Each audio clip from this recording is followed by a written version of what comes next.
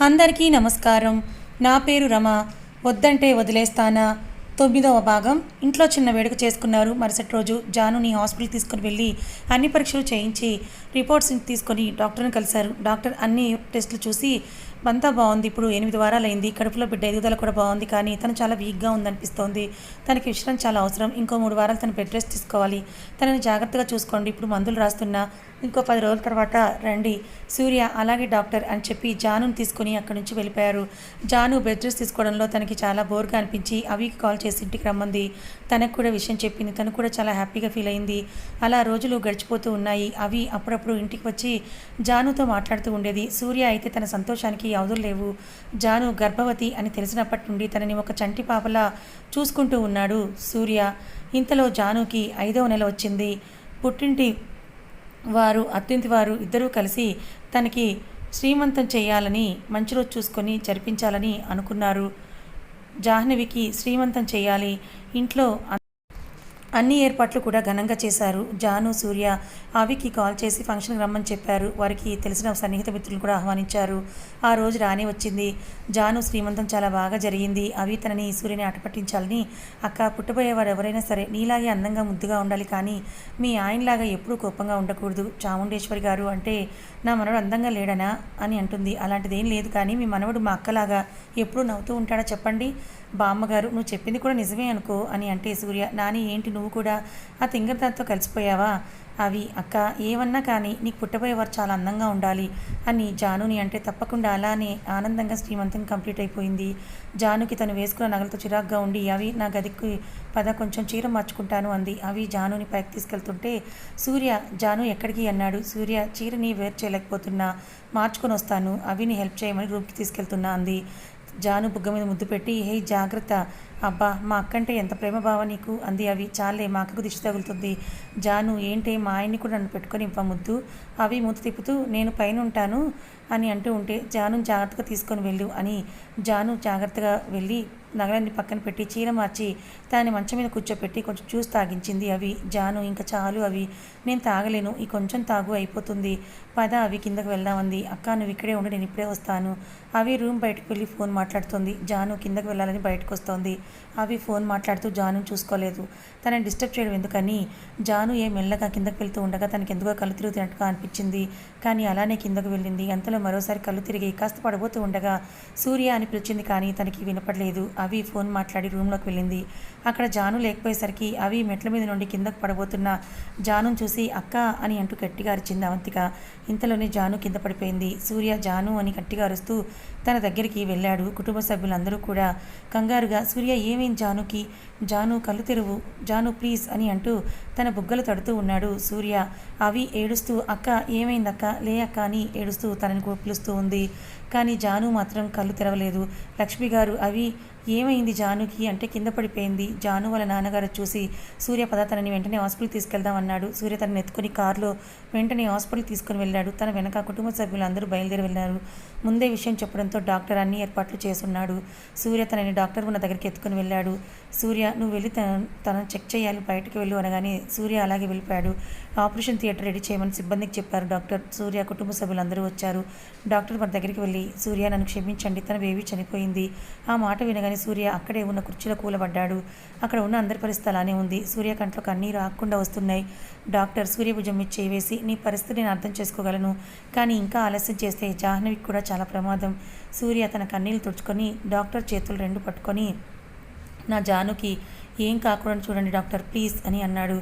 Doctor సూర్యని వాద నాకు అర్థమవుతోంది, జాహ్నవికి ఏం కాదు, నర్స్తో ఫారం పంపుతాను, దాన్ని ఫిల్ చేయండి అని చెప్పేసి అప్పటి వరకు ఎంతో సంతోషంగా ఉన్న కుటుంబ సభ్యులందరూ కూడా ఇప్పుడు దుఃఖసాగరంలో మునిగిపోయి ఉన్నారు.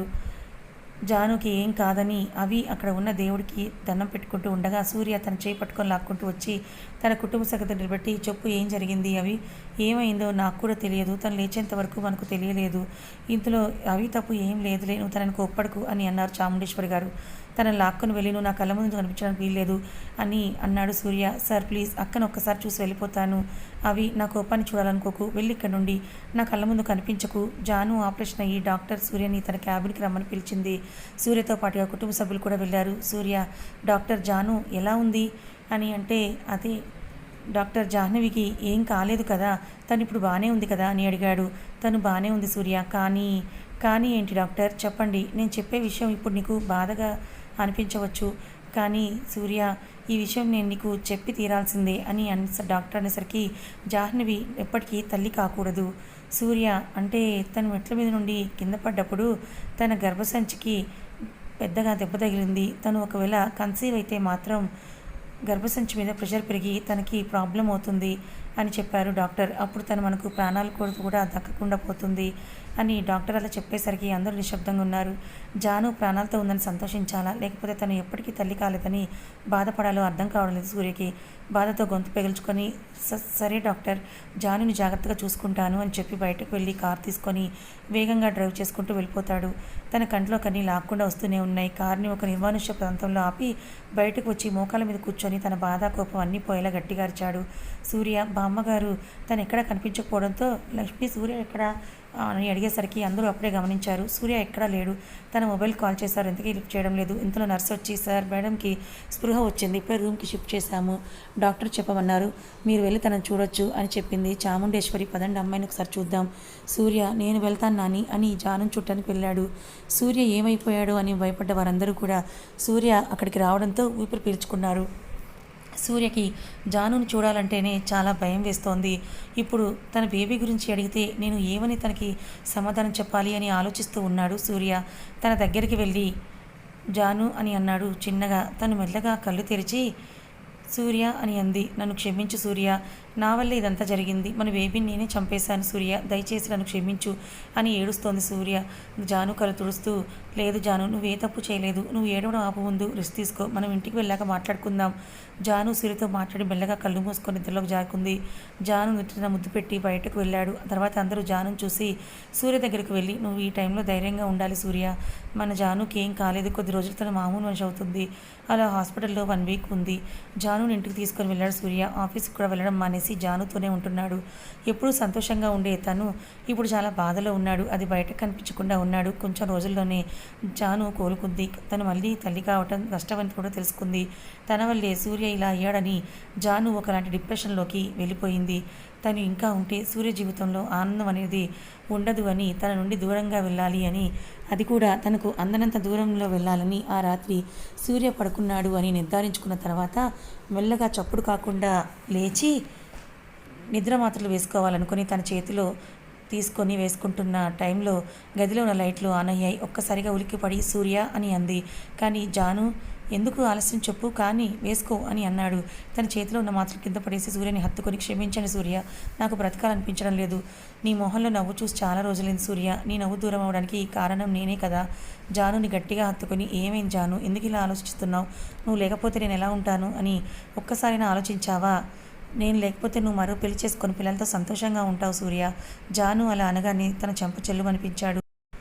ఎలా కనిపిస్తున్నానే నీకు నీ కళ్ళకి, నువ్వు పోయిన తర్వాత నీ వెనకే వస్తాను, అంతేకాని ఇంకొకరిని పెళ్లి చేసుకొని వాళ్ళతో సంతోషంగా ఉంటానని అలా ఎలా అనుకుంటావు నువ్వు అని సూర్య అనేసరికి, నువ్వు ఇంకో పెళ్లి చేసుకోవాలి సూర్య, ఈ ఇల్లు పిల్లా పాపలతో సంతోషంగా ఉండాలి అని అంది జాను.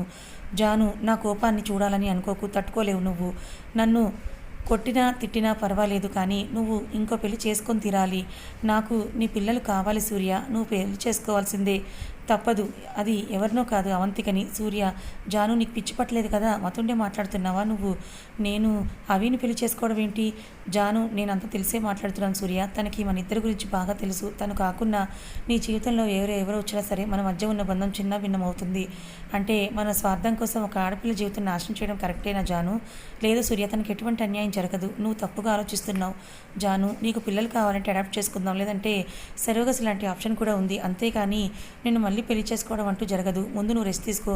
జాను పండ్లు దగ్గర ఉన్న కత్తి తీసుకొని తన చేయి కట్ చేసుకొని, నువ్వు ఒప్పుకోకపోతే నేను ఇప్పుడే నీ కళ్ళ ముందు చనిపోతాను సూర్య, రేపు పాటలో జరిగిపోయిన దానికి. సూర్య, ఏ జాను ఏం చేస్తున్నావు నువ్వు, ఇలా చేయడం కరెక్ట్ కాదు, నా మాట విను, ముందు నేను చెప్పేది విను సూర్య, ఇక చెప్పడానికి ఏమీ లేదు సూర్య, నేను నీతోనే ఉంటే నువ్వు ఇలానే మాట్లాడుతూ ఉంటావు, నువ్వు శిక్ష వేయించుకుంటావు నాకు తెలుసు, నేను చనిపోవడమే దీనికి పరిష్కారం అని తన గొంతు దగ్గర కత్తి పెట్టుకొని కట్ చేసుకోబోతూ ఉండగా జాను, సూర్య ప్లీజ్ నువ్వు చెప్పినట్టే నేను వింటాను అని అంటూ ఉన్నాడు తనతోటి.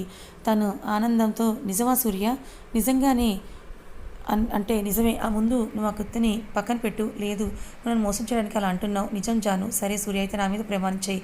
సూర్య, నా మీద నమ్మకం లేదా జాను? నీకు నా మీద ఉన్న ప్రేమ మీద నమ్మకం లేదు సూర్య, అందుకే ఈ ప్రమాణం చేయి అంటున్నాను. సూర్య, ఏంటి సూర్య అలా ఉన్నావు? నాకు తెలుసు నన్ను డైవర్ట్ చేయడానికి అలా అంటున్నావని. సరే సూర్య, ఇంక నేను నీతో మాట్లాడి టైం వేస్ట్ చేసుకోనని గొంతు దగ్గర కొంచెం కట్ చేసుకుంటుంది తను. సూర్య తన తల మీద ప్రమాణం చేసి చేసుకుంటానన్నాడు. జాను కత్తిపడేసి తనని హత్తుకొని ఏడుస్తూ, నన్ను క్షమించి సూర్య, నాకు ఇంతకన్నా వేరే మార్గం తోచలేదు అని అలానే కింద పడిపోయింది. సూర్య తనని పట్టుకొని, జాను కళ్ళు తెరువు, ఏమైంది నీకు అని తన చేతి వైపు చూశాడు. చాలా డీప్గా కట్ అవ్వడం వల్ల రక్త నష్టం చాలా ఎక్కువగా జరిగిపోయింది. దాంతో వెంటనే తనని హాస్పిటల్ తీసుకెళ్లి ట్రీట్మెంట్ చేయించాడు సూర్య. తను ఇప్పుడు సేఫ్గానే ఉంది. రాత్రి ఎవరిని డిస్టర్బ్ చేయడం ఇష్టం లేని సూర్య ఉదయం అందరికీ కాల్ చేసి విషయం అంతా కూడా చెప్పాడు. అందరూ కూడా హాస్పిటల్కి చేరుకున్నారు. మొదటగా జానుని మందరించి పెళ్లి గురించి ఇంకొకసారి అడగకుండా ఉండేలా వార్నింగ్ ఇవ్వాలని అనుకున్నారు. కానీ వారిని చూసిన వెంటనే మీరు నేను చెప్పింది కాదు కూడదు అని అంటే మాత్రం నేను చచ్చినంత ఒట్టే అని అంది. సూర్య తనని కొట్టడానికి చెయ్యెత్తి కొట్టలేక, నీకు నచ్చినట్టు చేసుకోపో అని కోపంగా బయటకు వెళ్ళిపోయాడు. మిగిలిన వాళ్ళు కూడా జాను నేమనలేక సైలెంట్గా ఉన్నారు. సాయంత్రం జానుని ఇంటికి తీసుకొచ్చారు. సూర్య కోపంతో 2 days తనతో మాట్లాడలేదు. జాను కూడా తనతో మాట్లాడడం లేదు. ఒకరోజు సూర్యని, ఎందుకు జాను ఇలా మారిపోయావు నువ్వు? మొండిదానిలా కొన్నిసార్లు నేను ఎలా ఉంటానో నాకు కూడా తెలియదు సూర్య, కానీ నాకు నీ పిల్లల్ని చూడాలని, పోయిన ఆనందం తిరిగి రావాలని ఉంది. అందుకే ఇలా నీ ఆనందం నీ ఫేస్లో కనిపించాలి. ఇంకొకరిని అలా ఎలా ఊహించుకుంటాను చెప్పు జాను? నాకు తెలుసు నీకు కష్టంగా ఉంటుందని, కానీ తప్పడం లేదు. రేపు నేను అవితో పెళ్లి గురించి మాట్లాడతాను సూర్య. నేను అవితో మాట్లాడతాను. తను పెళ్లికి ఒప్పుకోకపోతే ఎలా అయినా ఒప్పిస్తాను. ఎన్ని చెప్పినా తను వినకపోతే ఆ తర్వాత నువ్వే తనకి చెప్పాలి. అప్పటికి కూడా తను వినకపోతే నువ్వు ఒక పని చేయాలి. అది తర్వాత చెప్తాను ఏంటనేది. ఏంటే నువ్వు ఇలా తయారయ్యావు? నా జానువేనా నువ్వు? ఎంత సౌమ్యంగా ఉండేదానివి. అది అప్పుడు సూర్య, ఇప్పుడు నీ మొహంలో సంతోషం చూడడం కోసం నేను ఏమైనా చేస్తాను. మన ఇల్లు పిల్లలతో సంతోషంగా కలకల్లాడుతూ ఉండాలి. ఇంట్లో అందరూ కూడా బాధపడుతూ ఉన్నారు సూర్య. దానికి కారణం నేనే. ఆ రోజు గదిలోనే ఉంటే ఇలా జరిగేది కాదు. కళ్ళు తిరిగినప్పుడు అక్కడ మెట్ల మీద కూర్చొని ఉంటే ఈరోజు మన బిడ్డ మనతో ఉండేది. కానీ ఈరోజు అని తన కడుపు చేసుకొని బాధపడుతూ ఎప్పటికీ తల్లి కాలేని గొడ్రాలిగా ఉండాల్సి వచ్చింది సూర్య. జానుని హత్తుకొని, లేదు జాను, నువ్వు గొడ్రాలివే కాదు, నీకు కూడా మళ్ళీ పిల్లలు పుట్టే అవకాశం ఉంది. కానీ పిల్లల కంటే నేను చనిపోతాను అంతేనా సూర్య? జాను, దయచేసి అలా మాట్లాడొద్దు. నువ్వు దూరం అయితే నేను ఎలా ఉంటాను చెప్పు మరి? నేను పిల్లల్ని కంటాను సూర్య. నా గురించి నేను ఆలోచించడం లేదు. నాకేమైనా పర్లేదు. ఒకసారి ఆలోచించు. నీ ఆరోగ్య సమస్య తెలిసి కూడా నేను అలా ఎలా చేయగలుగుతాను? అందుకే సూర్య నేను ఇంకో పెళ్లి చేసుకోమంటున్నా. జాను, నేను ఇంకో పెళ్లి చేసుకున్న మాత్రాన నేను తనతో ఎలా కాపురం చేస్తానని అనుకుంటున్నావు? అది నా వల్ల కాదు అన్నాడు సూర్య. జాను, మొదట కష్టంగానే ఉంటుంది సూర్య. మెల్లగా నువ్వే తనకు దగ్గరవుతావు. నీకు ఎలా చెప్పాలి?